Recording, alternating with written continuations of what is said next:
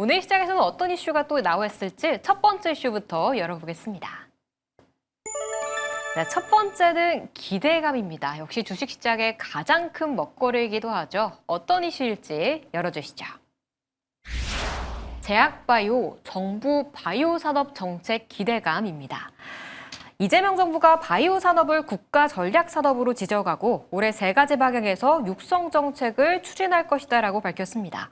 지난해 11월만 하더라도 K컬처를 하나로 봤는데 이번에는 바이오 산업이 들어갔는데요.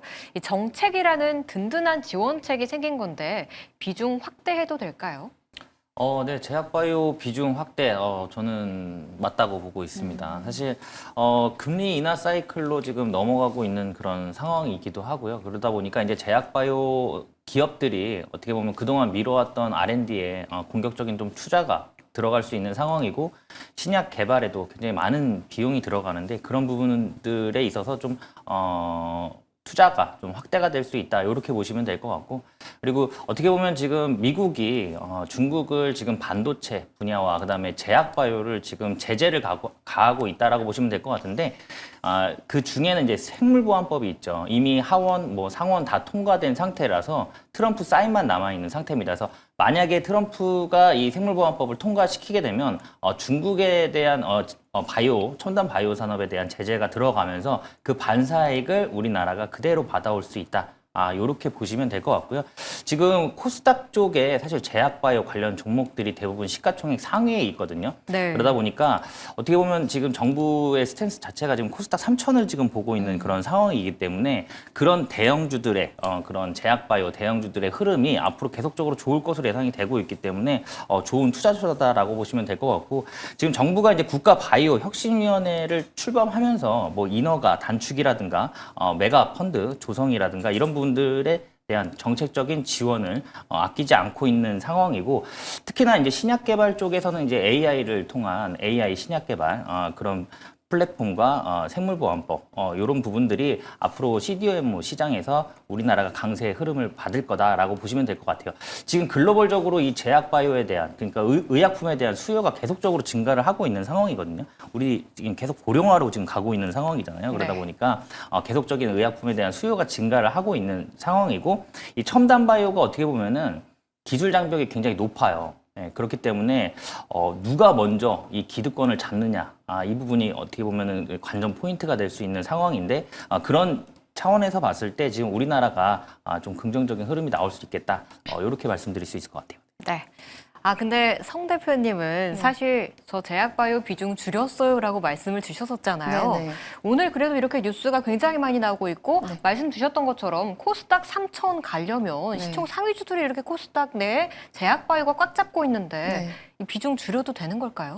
사실 근데 제가 비중 축소를 한 지가 이제 거의 한 2주 정도 됐었던 거고 지난주 금요일부터 수급적으로 살짝 좀 변화가 있었거든요. 그래서 저는 지난주 금요일부터 다시 바이오로 왔습니다. 다시 바이오. 네, 빨리 이동을 해야죠. 근데 사실 이게 지금 바이오 산업 정책 기대감이라고 질문을 주셨잖아요. 네. 근데 이 정책이 나온 게 1월 중순 정도예요. 그래서 제가 봤을 때 이 정책 기대감이 직접적으로 바이오 산업에 영향을 주지 않지만 저는 그래도 이게 굉장히 중요한 구조적인 변화를 일으킬 수 있다라고 보고 있거든요. 이 내용 자체를 자세히 보면 굉장히 바이오의 업계에 계신 분들이 약간 힘들었던 그리고 정말 이거를 좀 해결해줬으면 좋겠다라고 하는 부분들이 몇 가지가 있는 것 같아요. 일단 우리가 제 시어머니가 많은 게 가장 조금 이래라 저래라 하시는 분들이 많은 게 힘들잖아요. 근데 이제 보건복지부라든지 과기부라든지 산업부, 식약처 이런 정책을 한 곳에서 모아서 할 수 있는 바이오 혁신위원회가 생겼다라는 거. 그러니까 이제 시어머니가 한 명, 어차피 한 명이긴 하지만 나는 부장님이 한 명인 거죠. 네, 부장이 한 명밖에 없다라는 게 굉장히 중요하고 일단 1분기 내에 출범 목표로 하고 있다라는 게 일단 저는 굉장히 긍정적이라고 보고 두 번째로 이 정책에서 좀 굉장히 좋은 게 우리가 좀 느린 것들 그러니까 인허가를 굉장히 늦게 내줬던 부분들이 있거든요. 근데 인허가 속도를 굉장히 혁신적으로 할 수 있다라는 거. 신약 심사를 원래 420일이 걸렸던 거를 240일로 줄인다든지 안 그럼 바이오 시밀러 같은 경우에도 406일이 걸렸던 거를 240일로 줄인다든지 이런 식으로 심사도 빨리 해주고 허가도 빨리 해준다라고 하면 그것도 바이오 산업에 도움이 되는 거라고 할 수가 있고 제가 그리고 가장 좀 관심 있게 의미 있다고 생각했던 부분은 뭐냐면 사실은 이제 돈줄의 문제이거든요. 바이오라는 게 사실 금리에 민감한 이유가 사실 이게 바로 돈이 되는 게 아니다 보니까 그 계속 과정에서 투자를 해야 되는데. 되잖아요.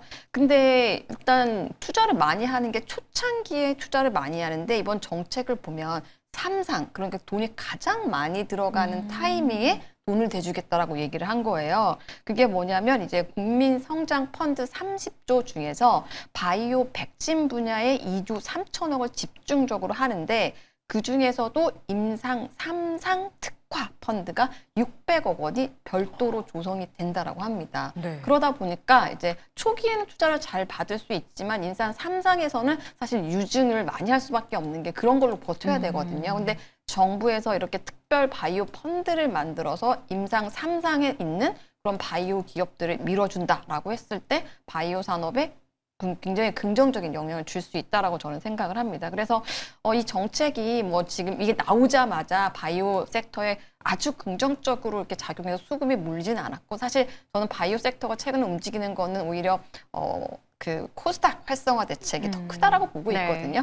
하지만 저는 구조적인 측면에서 봤을 때 이번 바이오 산업 육성 정책은 굉장히 의미가 있고 특히나 뭐 알테오젠이라든지 HLB라든지 안 그럼 ABL이라든지 임상 상상 단계 마지막 단계에 있는 바이오 기업들은 충분히 혜택을 받을 수 있지 않을까 이렇게 생각을 하고 있습니다.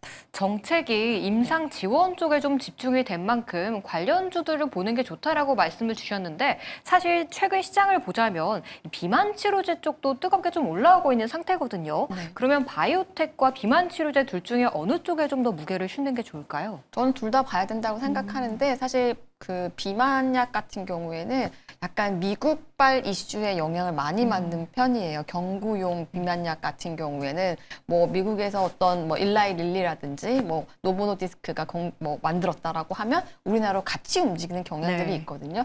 그래서 저는 이제 경구용 비만약 투자 같은 경우에는 어떻게 보면 미국 쪽 뉴스를 조금 더 예민하게 보는 게 맞는 것 같고 우리나라 자체의 어떤 모멘텀과 성장 동력으로 움직이는 쪽은 바이오테크 쪽이기 때문에 둘 다 봐야 되지만 투자 타이밍 상에 있어서는 조금 조절할 필요가 있다 이렇게 보고 있습니다. 네. 시기를 좀 잘 맞춰야 된다라고 좀 말씀 주셨네요. 비만 치료제 관심 있으세요? 비만 치료제 같은 경우는 사실 그 전에 일단 뭐 GLP-1 계열의 종목들이 좀 잘 움직여줬었는데 저는 사실 지금 비만 치료제보다는 아까도 말씀드렸듯이 이제 우리 공포에 코스닥, 샀던? 네, 그 코스닥 활성화 정책이 이제 진행이 되고 있는 상황이기 때문에 어떻게 보면은 코스닥 쪽에서의 어떤 삼성전자, SK 하이닉스 역할을 할 수 있는 그런 제약바이오군을 좀 보는 게 좋을 것 같아요. 그래서 시가총액이 높은 뭐 알테오젠이라든가 뭐 D&D 파마텍, 물론 비만 치료제 같은 경우도 사실 지금 뭐 글로벌적으로 수요가 굉장히 증가를 하고 있기 때문에 뭐 일라이릴리라든가 노보노디스크 같은 경우는 지금 유럽 쪽에서 시가총액 1위거든요. 네. 그만큼 비만 치료제에 대한 관심도가 높긴 해요. 근데 다만 지금 시장의 어떤 수급적인 상황을 놓고 봤을 때는 코스닥 시가총액 상위 종목 쪽으로 먼저 보시는 게 맞겠다 이렇게 말씀드릴 수 있을 것 같아요. 네. 네, 역시 코스닥 3천에 대한 그런 중점을 잡고 시총 상위주들로 보는 게 더 좋겠다는 전략을 좀 주셨습니다.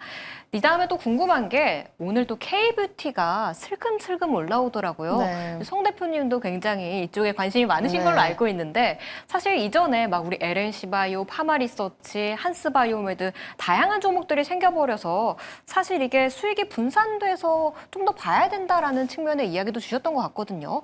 사실 이제 불과 한 2년 전 같은 경우에는 뭐 일단 뭐 실적이 잘 나왔을 경우에 화장품 섹터들이 우르르 같이 가던 때가 있었거든요. 근데 전 지금은 분명히 옥석 가리기가 필요하고 차별화가 필요하다고 생각을 하고 있어요. 최근에 보면 파마리서치 주가가 이제 스물스물 올라오고 있거든요. 네. 실적에 대한 어닝 미스로 인해 가지고 실망감이었는데 이제는 조금 더 다시 봐야 되지 않을까. 뭐 리주랄은 리주랄이다. 이런 얘기들도 나오고 있는데 저는 이번 실적 시즌에서는 확실히 기업별로 차별화가 더 명확하게 드러날 것 같고 네. 제가 주목하는 종목은 사실 APR이거든요. 오. APR 같은 경우에 최근에 주가가 올랐다가 지금 약간 횡보하고 있는데 APR이 지금 제가 자리도 봐주세요. 네, 그 조사한 바에 따르면 네. 일단 2월 4일, 네, 2월 4일이니까 이제 얼마 안 다음 남았죠. 주네요. 네. 이제 4분기 실적 발표가 예정이 되어 있습니다. 제 생각에는 이제 실적 발표가 나고 나면 그때부터는 조금 더 이제 주가가 탄력을 받을 걸로 보는데, 이번 실적 컨센서스를 좀 본다라고 하면 매출액이 4,800억 정도 예상이 되고 있고요. 이게 전년 동기 약 98%. 와, 그러니까 이게 거의 2배가 증가된 거잖아요. 근데 이게 분기 기준으로 했을 때 역대 최대 매출이 예상이 되고 있습니다. 그리고 영업이익 같은 경우에도 많은 경우에는 1,161원 가까이, 그러니까 전년 동기로 했을 때 192%, 훨씬 더 많은 거죠. 약 네. 200% 가까이가 증가할 걸로 예상이 되고 있고, 시장 기대치가 지금 현재 약 1,000억 원 정도인데 시장 기대치를 상회하는 어닝 서프라이즈가 나올 것 같다. 그래서 연간으로 했을 때는 드디어 APR이 창사 이래 최초로 1조 클럽에 들어갈 예정으로 지금 나와 있습니다. 그래서 일단 2월 4일 날 어떻게 나오느냐가 굉장히 중요할 것 같고, APR 같은 경우에는 기본적으로 영업이익률이 굉장히 높을 수밖에 없는데, 뷰티 디바이스부터 시작을 해가지고 메디큐브라는 화장품 브랜드까지 있습니다. 그래서 이게 선순환 구조로 해가지고 굉장히 잘 움직이고 있거든요. 네. 그래서 이번 매출을 보면 실제로 기대했던 것보다 더 잘 나오는지, 그리고 어디서 매출이 잘 나왔는지, 특히나 뭐 미국 매출이 잘 나오고 있는 건지, 유럽이나 중동 쪽으로도 확장이 되고 있는 건지, 이런 것들을 좀 확인할 필요가 있을 것 같습니다. 그리고 지금 차트를 한번 보면서 설명을 드리면, 네. 저는 사실 지금 야곱야곱 담고 계시나요? 그렇습니다. 네. 아니, 왜냐면 외국인 수급도 굉장히 좋아요. 최근 12거래일째 외국인 매수가 꾸준히 들어오고 있네요. 네, 지금 차트를 보시면 저는 사실 이렇게 지금 한번, 이때가 언제였냐면 1월 22일 목요일 날에 지금 거래량이 한번 실리면서 장대 양봉이 나왔고, 그때 이후로 지금 현재 4거래일 연속으로 이제 횡보를 하고 있거든요.